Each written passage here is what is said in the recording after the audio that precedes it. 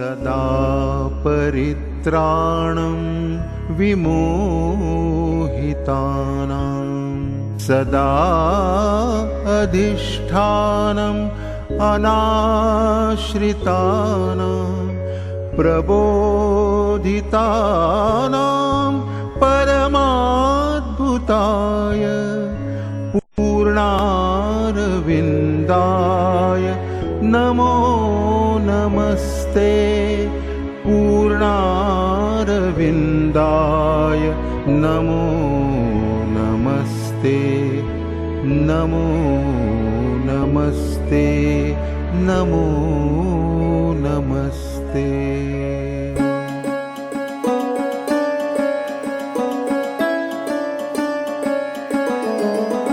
सदा परित्राणं विमोहितानां सदा अधिष्ठानम् अनाश्रितानां प्रबोधितानां परमाद्भुताय पूर्णारविन्दाय नमो नमस्ते पूर्णारविन्दाय नमो नमस्ते नमो नमस्ते नमो नमस्ते।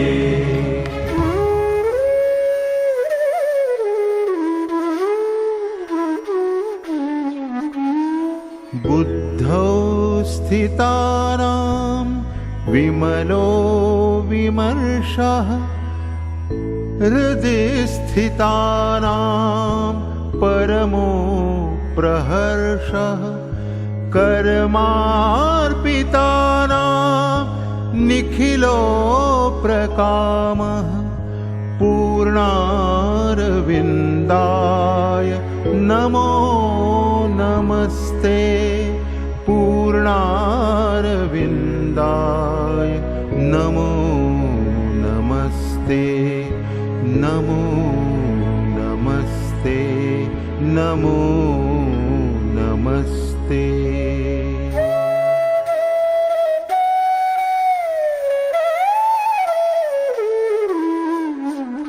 बुद्धौ स्थितानां विमलो विमर्शः हृदि स्थितानां परमो प्रहर्षः कर्मार्पितानां निखिलो प्रकामः पूर्णारविन्दाय नमो नमस्ते पूर्णारविन्दाय नमो नमस्ते नमो नमस्ते नमो नमस्ते।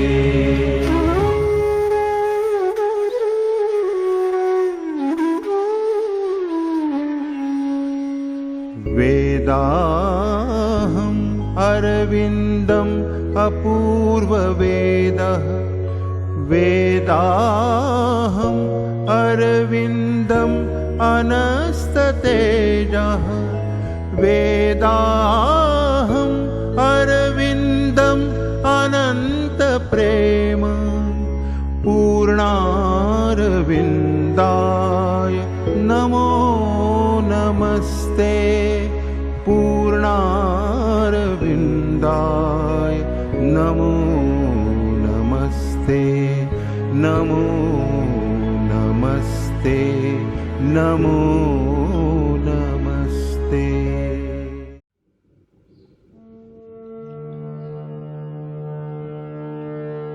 ओम नमो भगवते Shri अरविन्दाय।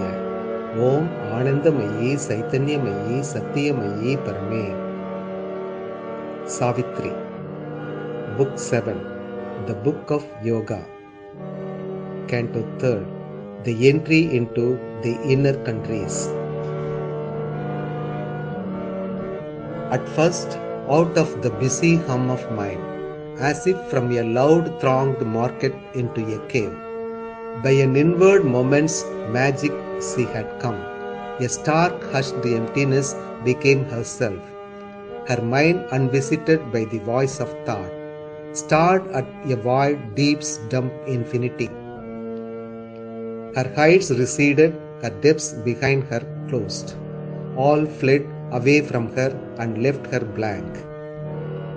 But when she came back to herself of thought, once more she was a human thing on earth, a lump of matter, a house of closed sight, a mind compelled to think out ignorance, a life force pressed into a camp of works, and the material world her limiting field.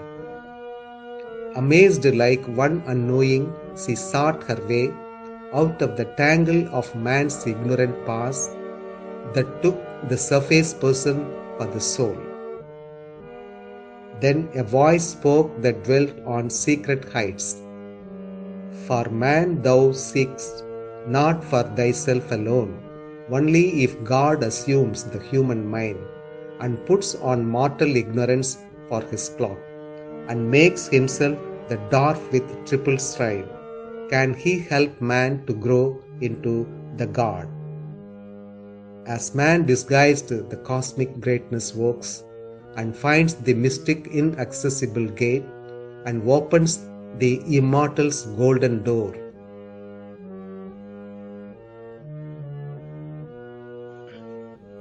Man, human, follows in God's human steps. Accepting his darkness, thou must bring to him light. Accepting his sorrow, thou must bring to him bliss. In matter's body, find thy heaven-born soul. Then Savitri surged out of her body's wall and stood a little span outside herself, and looked into her subtle being's depths, and in its heart, as in a lotus bud, divined her secret and mysterious soul. At the dim portal of the inner life that pours out from our depths the body's mind, and all that lives but by the body's breath, she knocked and pressed against the ebony gate. The living portal groaned with sullen hinge. Heavily reluctant, it complained inert against the tyranny of the spirit's touch. A formidable voice cried from within, "Back, creature of earth, lest tortured and torn thou die." A dreadful murmur rose like a dim sea. The serpent of the threshold hissing rose, a fatal guardian hood with monstrous coils. The hounds of darkness growled with jaws agape, and trolls and gnomes and goblins scowled and stared, and wild beast roarings thrilled the blood with fear, and menace muttered in a dangerous tongue. Unshaken, her will pressed on the rigid bars, the gate swung wide with a protesting jar. The opponent powers withdrew the dreadful guard. Her being entered into the inner worlds. In a narrow passage, the subconscious gate, she breathed with difficulty and pain and strove to find the inner self concealed in sense. Into a dense of subtle matter packed, a cavity filled with a blind mass of power, an opposition of misleading glimpse, a heavy barrier of unseeing sight, she forced her way through body to the soul. Across a perilous border line she passed, where life dips into the subconscious dusk, or struggles from matter into chaos of mind, a swarm with elemental entities and fluttering shapes of vague half-bodied thought and crude beginning of incontinent force. At first, a difficult narrowness was there, a press of uncertain powers and drifting wills, for all was there but nothing in its place. At times, an opening came, a door was forced. She crossed through spaces of a secret self, and trod in passages of inner time. At last she broke into a form of things, a start of finiteness, a world of sense. But all was still confused, nothing self-found. Soul was not there, but only cries of life. A thronged and clamorous air environed her. A horde of sounds defied significance. A dissonant clash of cries and contrary calls. A mob of visions broke across the sight. A jostle sequence lacking sense and suit. Feelings pushed through a packed and burdened heart. Each forced its separate, inconsequent way, but cared for nothing but its ego's drive.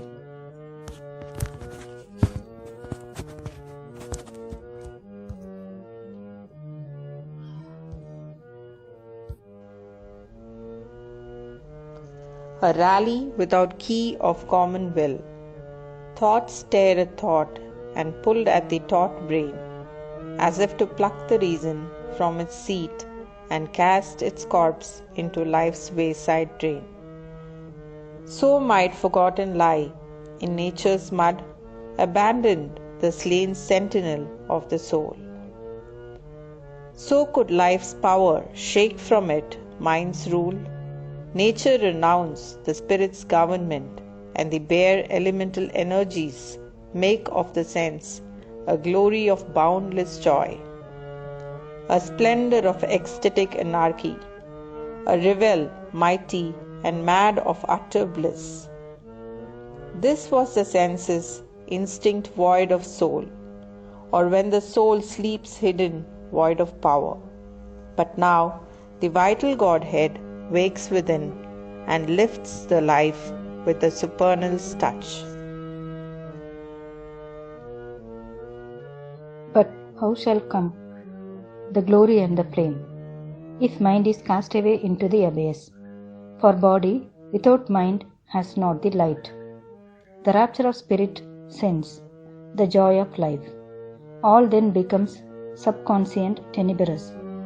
Inconscience put its seal on nature's page, or else a mad disorder whirls the brain, posting along a ravaged nature's roads, a chaos of disordered impulses, in which no light can come, no joy, no peace.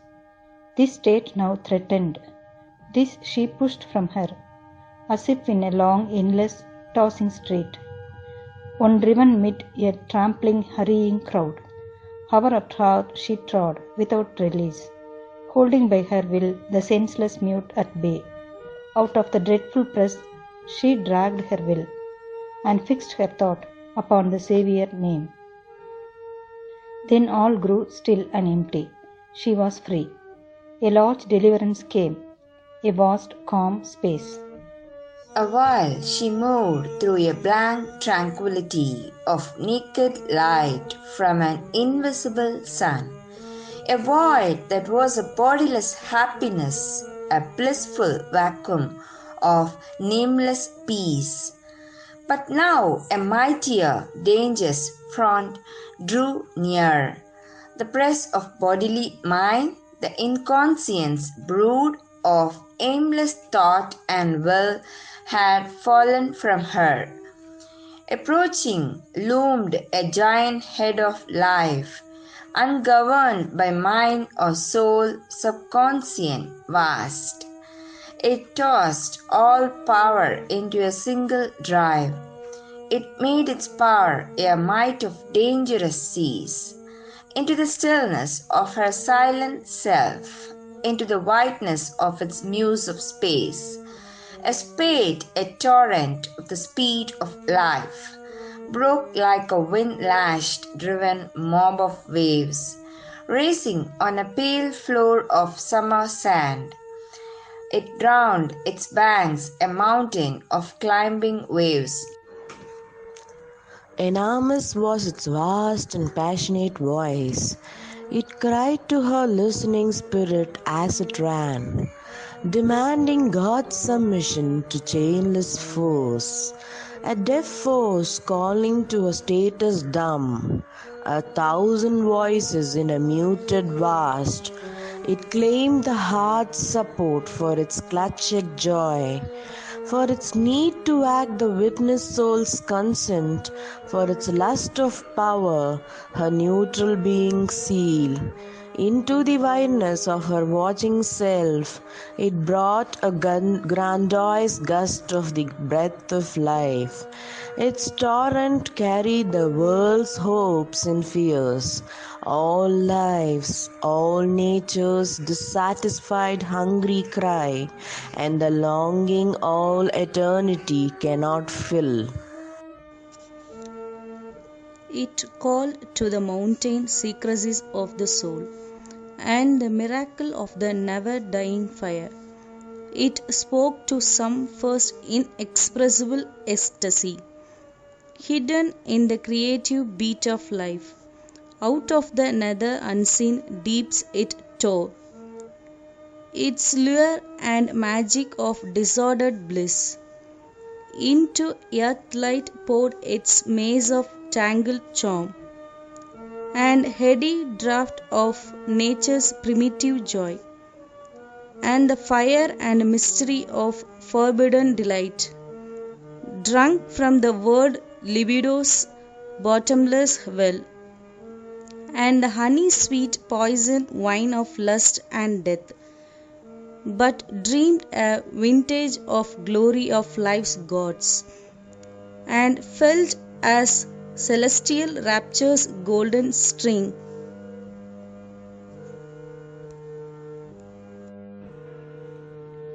The cycles of the infinity of desire, and the mystic that made an unrealized world wider than the known and closer than the unknown, in which hunt forever the hounds of mind and life, tempted a deep, dissatisfied urge within to long for the unfulfilled and ever for, and make this life upon a limiting earth a climb towards summits vanishing in the void, a search for the glory of the impossible. It dreamed of that which never has been known, it grasped at that which never has been won, it chased into an Elysian memory the charms that flee from the heart's soon lost delight. It dared the force that slays, the joys that hurt, the imaged shape of unaccomplished things, and the summons to a Kerkian transmuting dance, and passion's tenancy of the courts of love, and the wild beasts ramp and romp with beauty and life.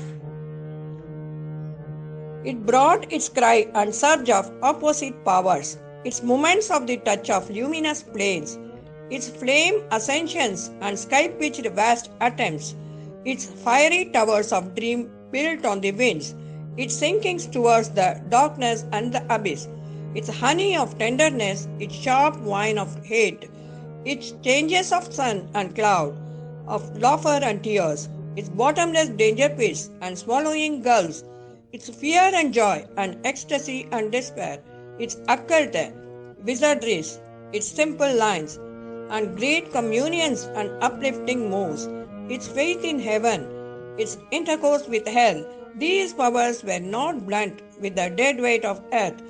They gave ambrosia's taste and poison's sting. There was an ardor in the gaze of life that saw heaven blue in the grey air of night. The impulses Godward soared on passion's wings. Mind's quick-paced thoughts floated from their high necks. A glowing splendor as of an irised mane, a parure of pure intuition's light. Its flame-foot gallop they could imitate. Mind's voices mimicked inspiration's test.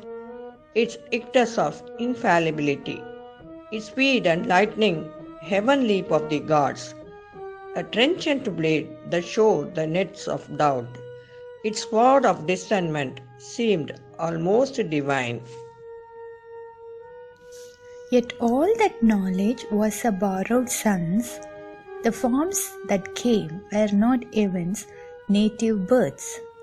An inner voice could speak the unreal's word, its poisons, dangerous and absolute, could mingle poison with the wine of God.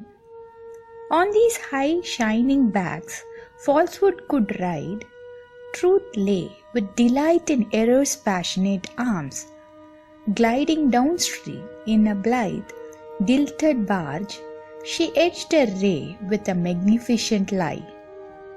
Here in life's nether realms all contraries meet, truth stares and does her works with bandaged eyes.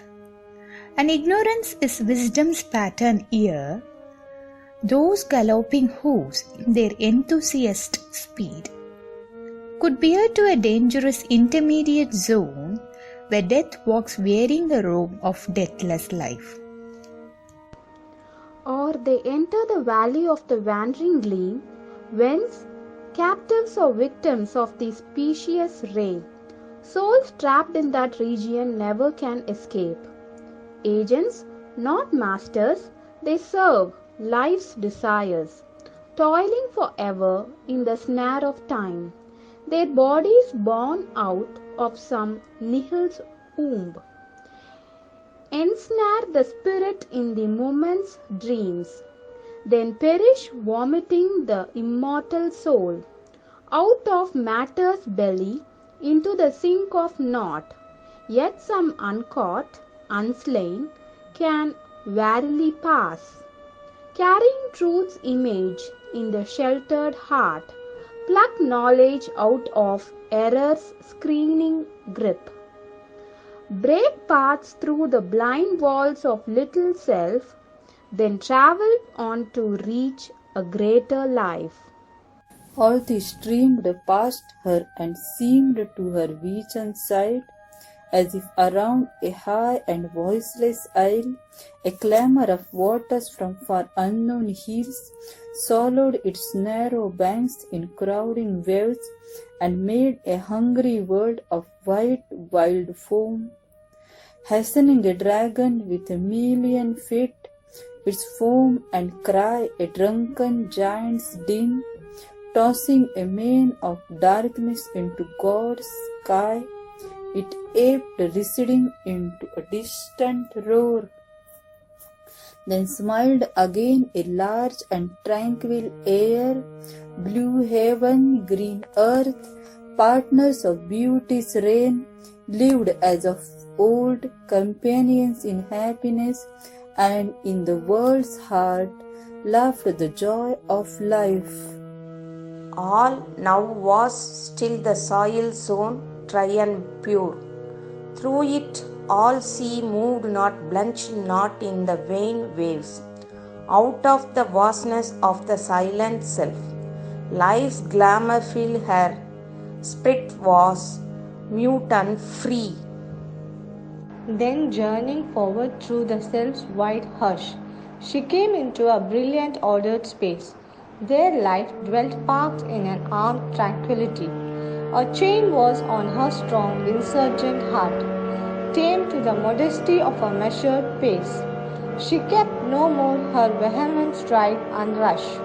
She had lost the careless majesty of her muse, and the ample grandeur of her regal force.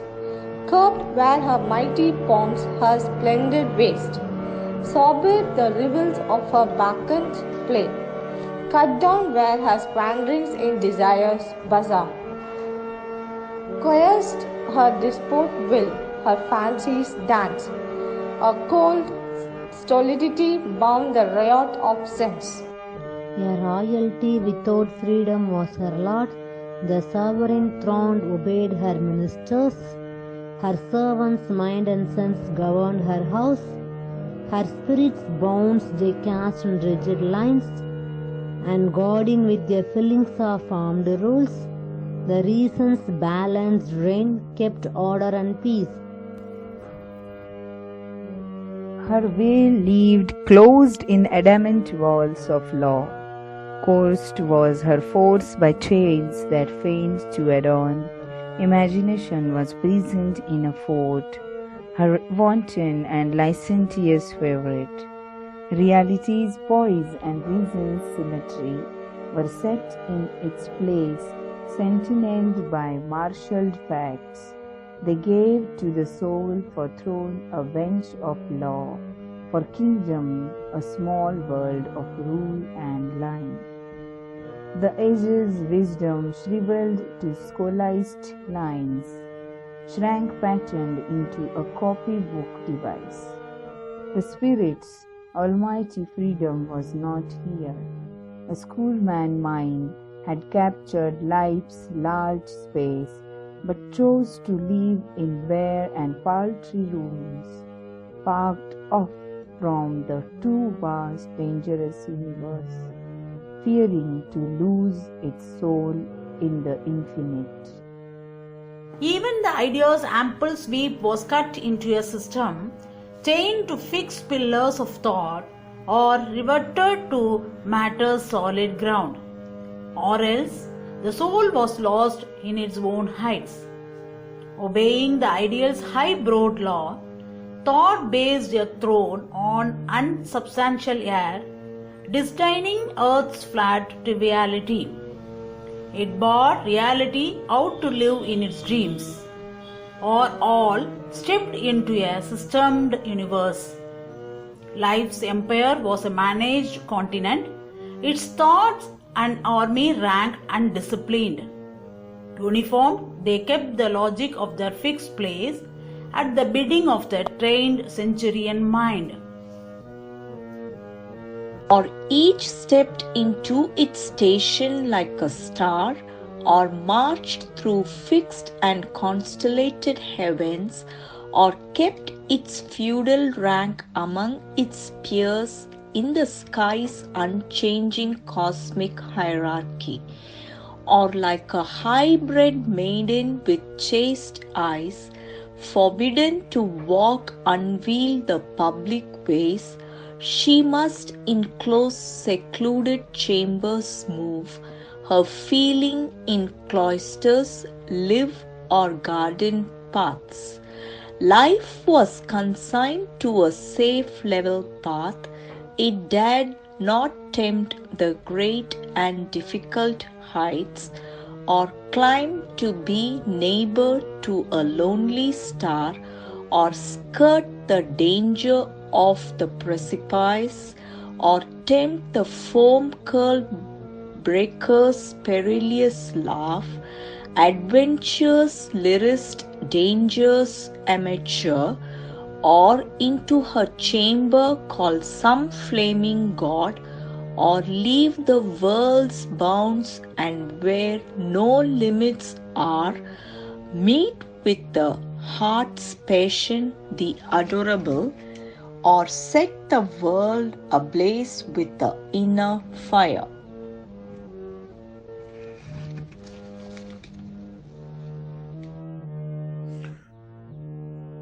A chastened epithet in the prose of life, she must fill with color just her sanctioned space, not break out of the cabin of the idea, nor trespass into rhymes too high or vast. Even when it soared into ideal air, thought's flight lost not itself in heaven's blue. It drew upon the skies a patterned flower of disciplined beauty and harmonic light. A temperate, vigilant spirit governed life. Its acts were tools of the considering thought, too cold to take fire and set the world ablaze, or the careful reasons, diplomatic moves, testing the means to a prefigured end, or at the highest pitch, some calm will's plan, or a strategy of some high command within, to conquer the secret treasures of the gods, or win for a masked king some glorious world, not a reflex of the spontaneous self, an index of the being and its moods, a winging of conscious spirit, a sacrament of life's communion with the still supreme, or its pure movement on the Eternal's road. Or else, for the body of some idea, a house was built with two close-fitting bricks. Action and thought cemented made a wall of small ideals limiting the soul. Even meditation mused on a narrow seat, and worship turned to an exclusive God, to the universal in a chapel prayed, whose doors were shut against the universe, or kneeled to the bodiless impersonal, a mind shut to the cry and fire of love. A rational religion dried the heart. It planned a smooth life acts with ethics rule, or offered a cold and flameless sacrifice. The sacred book lay on its sanctified desk, wrapped in interpretation's silken strings. A credo sealed up its spiritual sense. Here was the quiet country of fixed mind. Here life no more was all nor passion's voice. The cry of sense had sunk into a hush. Soul was not there, nor spirit but mind alone. Mind claimed to be the spirit and the soul.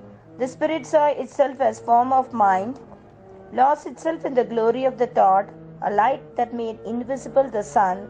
Into a firm and settled space she came, where all was still and all things kept their place. Each found what it had sought and knew its aim. All had a final, last stability. There one stood forth who bore authority on an important brow and held a rod. Command was incarnate in his gesture and tone. Tradition's certified wisdom carved his speech. His sentences savored the oracle. Traveler or pilgrim of the inner world, fortunate art thou to reach our brilliant air, flaming with thought's supreme finality. O aspirant to the perfect way of life, here find it, rest from search and live at peace. Ours is the home of cosmic certainty. Here is the truth, God is harmony is here. Register thy name in the book of the elite, admitted by the sanction of the few.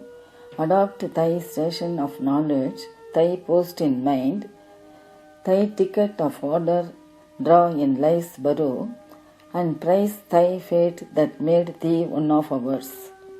All here, docketed and tied, the mind can know, all schemed by law that God permits to life. This is the end, and there is no beyond. Here is the safety of the ultimate wall. Here is the clarity of the sword of light. Here is the victory of a single truth. Here burns the diamond of flawless bliss. A favorite of heaven and nature live. But to the too satisfied and confident sage, Savitri replied, casting into his world sight's deep release, the heart's questioning inner voice. For here the heart spoke not, only clear daylight of intellect reigned here, limiting, cold, precise.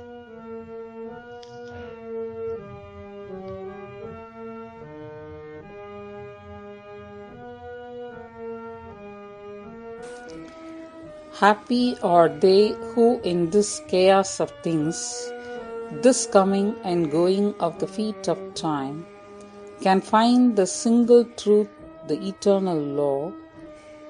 Untouched they live by hope and doubt and fear. Happy are men anchored on fixed belief.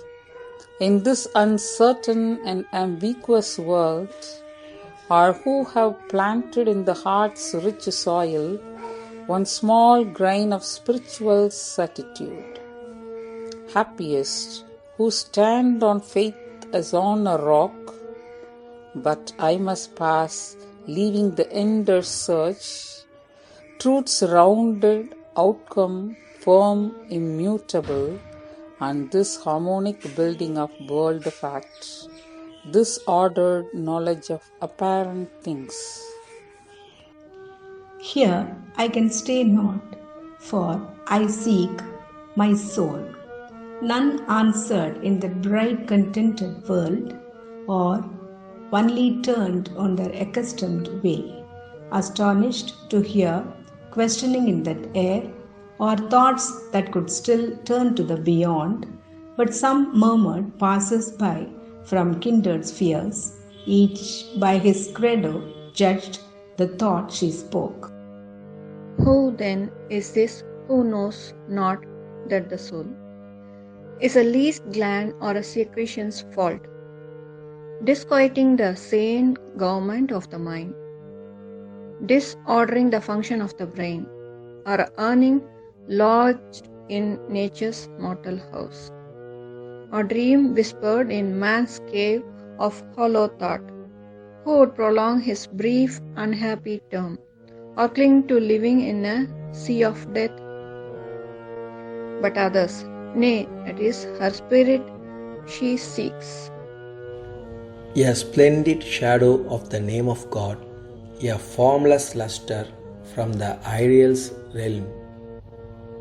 The Spirit is the Holy Ghost of mine, but none has touched its limbs or seen its face. Each soul is the great Father's crucified Son. Mind is that soul's one parent, its conscious cause, the ground on which trembles a brief passing light. Mind, sole creator of the apparent world. All that is here is part of our own self. Our minds have made the world in which we live. Another with mystic and unsatisfied eyes, who loved his slain belief and mourned its death. Is there one left who seeks for a beyond? Can still the path be found? Open the gate. So she fared on across her silent self.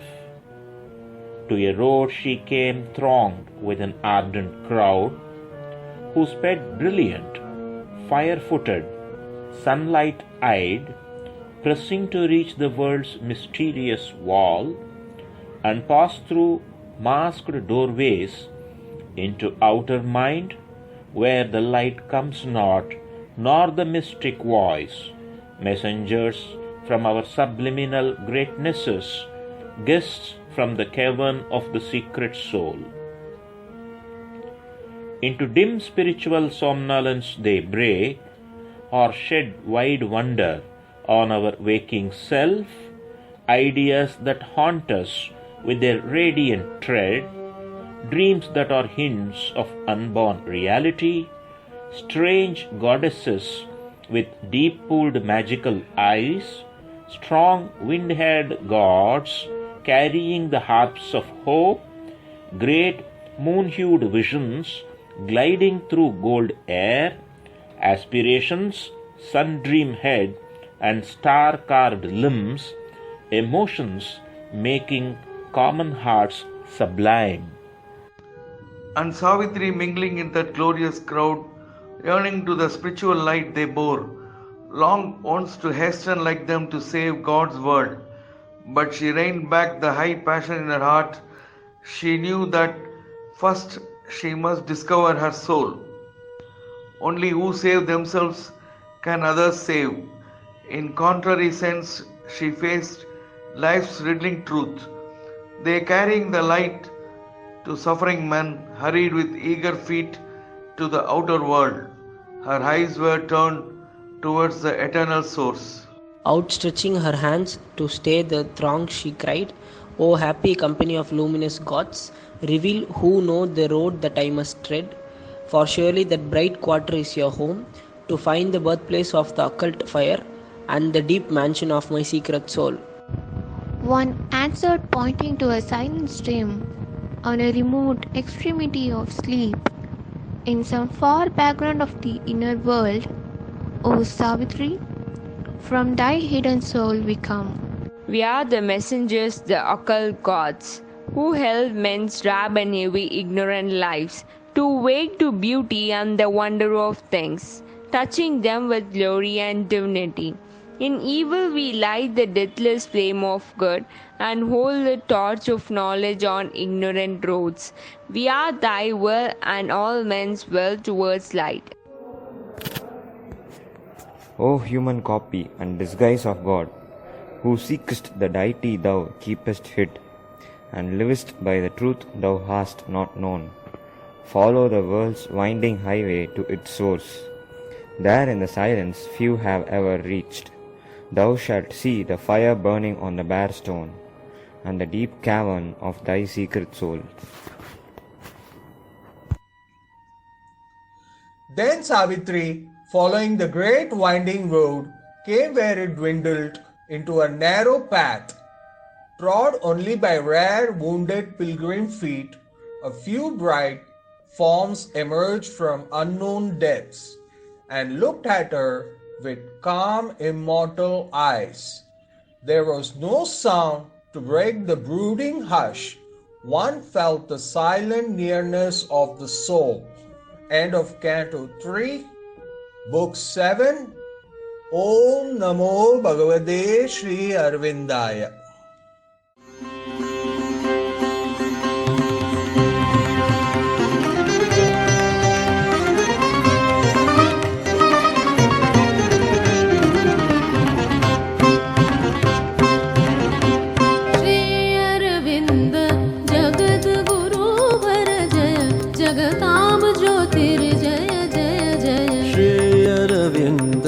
जगत गुरुवर जय जगताम ज्योतिर जय जय जय श्री अरविंद जगत गुरुवर जय जगताम ज्योतिर जय जय जय श्री अरविंद जगज्जीवन जय जय जगदाश्रय जय जय जय श्री अरविंद महायोगेश्वर योग पुरुष जय जय जय जय श्री अरविंद सदाशिव शाश्वत महर महेश्वर जय जय जय श्री अरविंद जगद गुरुवर जय जगताम ज्योतिर जय जय जय श्री अरविंद जगद गुरुवर जय जगताम ज्योतिर जय जय जय